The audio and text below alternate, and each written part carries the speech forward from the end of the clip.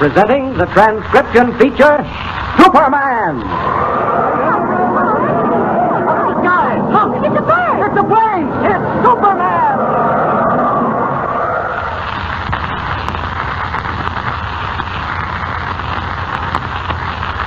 And now, Superman, strange visitor from the planet Krypton, who came to Earth with physical powers far beyond those of mortal men, and who fights a never-ending battle against crime and injustice, disguised as Clark Kent, mild-mannered reporter for a great metropolitan newspaper. The mystery Superman is trying to solve, the mystery concerning the strange disappearance of a freight car carrying $5 million in gold, is rapidly drawing to a close. As our last episode ended, we heard how Mr. Van Doren, president of the Metropolis National Bank, planned to move another $2 million in gold from a distant city to cover part of the $5 million that had vanished. We also heard how the boss, mastermind behind the vanishing of the freight car, schemed to blow up Rainbow Bridge, over which the train must pass, and make off with the gold shipment once again. Our scene is now the city room at the Daily Planet. Clark Kent is talking with Jimmy Olsen. Listen. It doesn't seem possible, Mr. Kent. The freight car carrying $5 million was attached to the train when the train reached Bolton. That's right, Jimmy.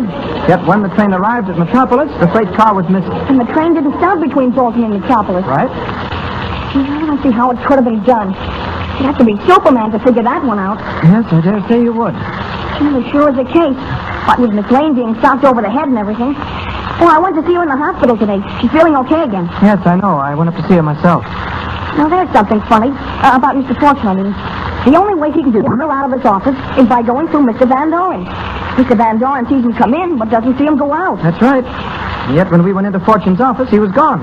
Completely vanished. Just like the freight car. Then, a few minutes later, in comes this Miss Bailey and faints. She tells you Fortune's outside. When they go outside, there he is dead. How did he get there? Oh, I'll get it. Hello? Oh, yes, Mr. White, he's right here. Where? Oh, okay, sir, I'll tell him. Hey, Mr. Kent, it's Mr. White. Yeah? He's calling from the hospital where Miss Lane is. Okay, give me the phone, Jimmy. Here. Hello, Chief. Yes. How is she? Oh, fine. What's that? Another shipment of $2 million? From where? Hawthorne. I see.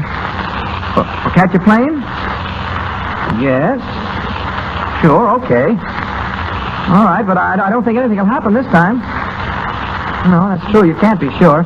Okay, I'll get a plane this afternoon and ride the train back to Metropolis. A plane trip? Gee, could I go, Mr. Kent? Yeah. Try and get me to go, too, huh? Sure, Chief, but... Oh, please, Mr. Kent, try to wangle with her. Wait, Jimmy, wait a minute. Yes, Chief. Oh? Yes, okay. Oh, gee, What? you had to ask him, huh? Tell him What you did need me along or something. Okay, Chief, I'll do that. Oh. By the way, what are the chances of taking Jimmy Olsen with me?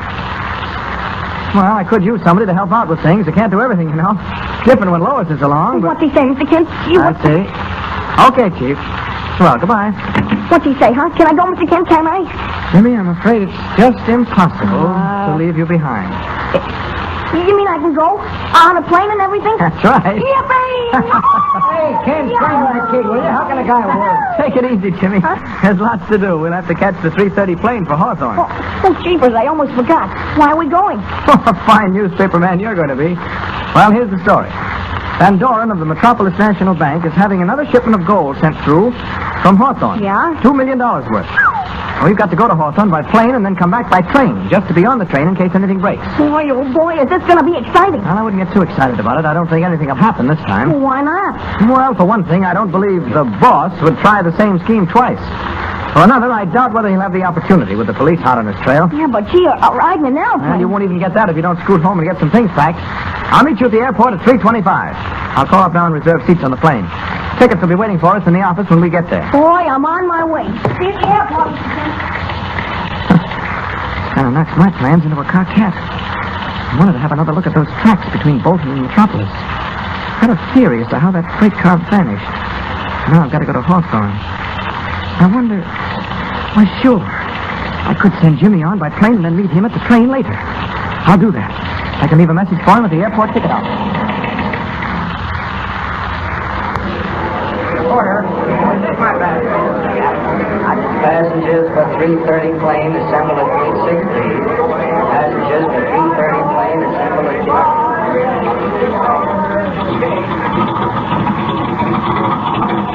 Jimmy Olsen. Huh?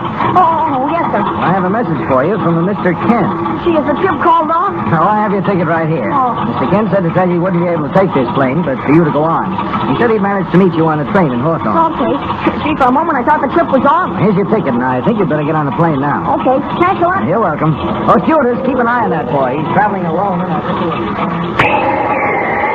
Inspecting these tracks is a lot easier as Superman than it would be as Clark Kent. I hope Jimmy got my message all right. I couldn't go to Hawthorne without finding out whether my theory about that vanished freight car is right or not. There we are. Now, let's see. The tracks run along the base of this mountain. Why wouldn't it be possible for... Wait. There's a movement in the brush near that track. Better hide. I was right. That brush heap is being moved aside. There's a man emerging from it. I knew it. That brush hides a hole dug into the side of the mountain. An entranceway. They could dig a hole large enough to admit a man. They could dig one large enough to admit a freight car. I'll question that man. You! You there! Stand where you are! What's it? Hey! Who are you, buddy? What are you doing here? What's with those trick clothes? I'll do the questioning. Where does that tunnel lead to? Bud, I think maybe you better come with me. What do you mean? Get this straight, fella. Whatever happens, I can't let you go back to town and start blabbing about that tunnel, so you better come with me. I wouldn't. Don't argue, buddy. You got a gun. You better come quiet. All right. I'll come with you. That's the way to talk. Step into the tunnel. Very well. Where does this tunnel lead to? You'll find out. Keep moving. Wow, this is the strangest thing I've ever seen. Take a good look. You ain't going to see it again. You don't mean you're going to... Just keep moving. Just keep moving. Okay, here we are. Now just wait till I open this door. Hey, you guys. Hey, look what I brought you. Put the fancy outfit. Shut up. This is serious. Where'd you get this guy, Muggsy? I found him walking along the tracks outside the mountain. Yeah? What were you doing this far out of town on the railroad tracks? Come on, pal, talk. Is that a freight car? Yeah, that's a freight car, all right. What are you doing outside? I'm more interested in knowing what you men are doing inside this mountain. That's a shortwave radio apparatus over that corner, isn't it? I'll ask a question, pal. You answer him. This is so amazing. Yeah? Why, it's like a huge cave in here. A huge cave inside a mountain. Yeah. Anyone riding in a train on the tracks outside would never suspect it. And what's that freight car doing in here? It doesn't look like an ordinary freight car. And that shortwave sending and receiving apparatus. I don't understand it. And we ain't explaining it to you. Okay, buddy. I don't know what you was doing outside or how you got there. All I know is you got to get rid of it. Muggsy. Yeah. What's he going to do? Just stand where you are and keep looking at me. What?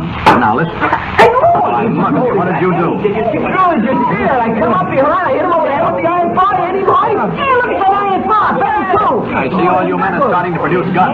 Let me advise you, they'll do you no good. I will see about that. I didn't have one of those guns.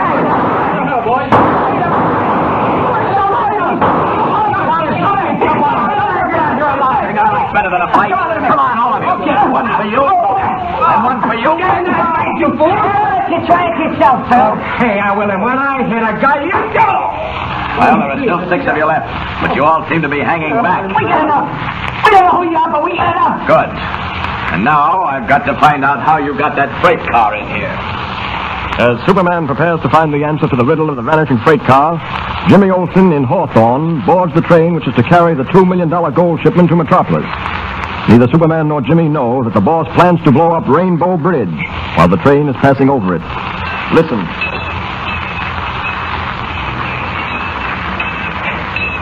Hey, kid. What you doing standing here beside this caboose? Oh, I'm looking for Mr. Kent. Clark Kent. Oh, Clark Kent of the Metropolis Daily Planet? That's right. He's supposed to meet me on the train here. I arrived a little while ago by plane. Well, then you must be Jimmy Olsen. That's right. Editor White of the Daily Planet wired the dispatcher that you two would be along. And we was to let you ride in the caboose or the engine cab if you wanted to. Your friend Kent ain't arrived yet. Oh, then I'll wait. No, you won't. This train is starting right now. But it wasn't supposed to start till 6 o'clock. It's only 5 o'clock now. Yeah, I know. We changed the schedule several days ago. We're pulling out from Metropolis in 2 minutes flat, kid. Yeah, I guess Mr. Kent won't make it now. It doesn't matter. There won't be any story anyway.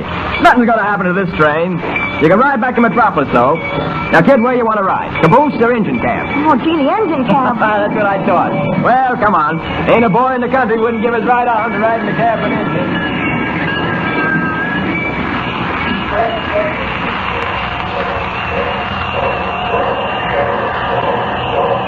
Oh, say there, Charlie. Yeah, what is it? I got a boy here's going to ride to Metropolis with you. He's a newspaper man. Well, is he now? Yeah. Well. Say, Ole, did you hear that? We're going to have a celebrity riding with us. Yeah, that's so. Dispatcher says it's okay, fellas. All right with you, lad. Up you go. There we go. There he is. Yeah, well, me bucko, you're just in time. But we're just starting right this minute. You want more steam? Ah, we've got enough. Well, tell me, you comfortable, lad? Oh, I'll be all right. Don't worry about me. Good. And here we go for Metropolis.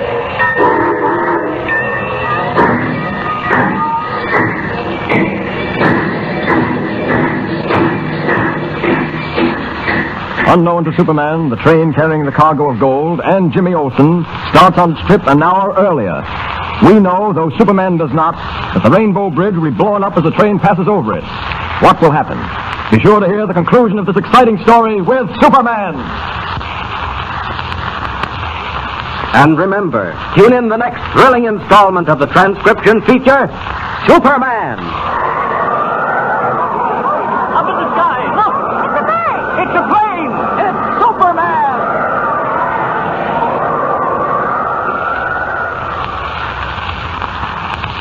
Superman is a copyrighted feature appearing in